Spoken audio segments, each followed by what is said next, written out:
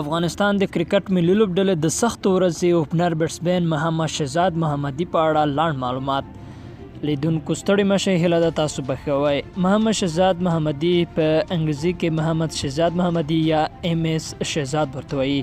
د افغانستان د کرکټ د ملي لوبډلې اوپنر بیټسمین او وکټ ساتونکی دی.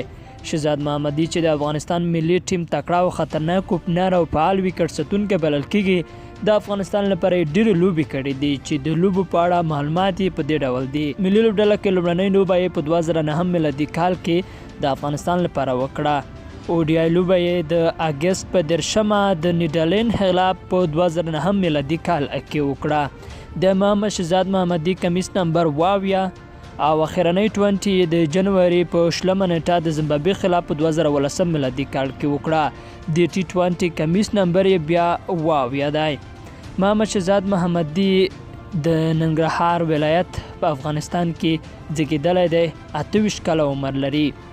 500 ورځې لوبې یې 65 کړي دي. منډې یې 2090 دي. لوړترینې منډې په یوه لوبه کې بیا 131 دي.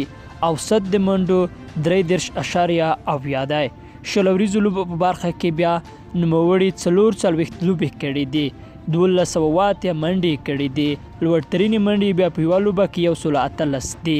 اوسط یې 30 دی.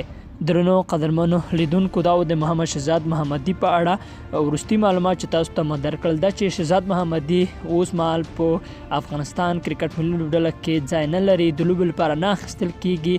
داسې ویل شوي چې په 2019 میلادي کال نړیوال 500 ورځ ورلډ کپ کې محمد شهزاد محمدي ټپي دی. د ټپونو له امله نشي کولی لوبه وکړي. دا د دې لپاره یوه بنا وه. نور شهزاد محمدي بالکل جوړ دی. موږ او تاسو ولیده چې د بنګلادیش په BPL سیالیو کې د خپل لوبډلې لپاره ولوبېده او ښې لوبې نندارې ته وړاندې کړې او نږدې راتلونکو ورځو کې شهزاد محمدي تاسو ولیدل په ټولنیزو رسنیو کې نوموړي یو څه خپاره کړل چې داسې ښایي چې یعنې شهزاد محمدي سره څه وشول، ما سره څه وشول، څه ونه شول او همغسې د په حق کې هغه څه چې باید ترسره شوي وای، کومه پرېکړه ترسره کړې وای، نوموړي د کرکټ بورډ لخوا نه دي ترسره شوي. فضلي لیدل لپاره حتمي ده چې یو څه به دم اچولی وي چې نوموړی ته یې ریپورټ جوړ کړ او بیرته افغانستان ته راولېږه او دلته د خپله رسنیو سره په خبرو کې وویل چې زه هېڅ ستونزه نه لرم د فټنس له نګاه نه، زه روغ او جوړ یم، ټپونه مې ښه دي، کولی شم لوبه وکړم.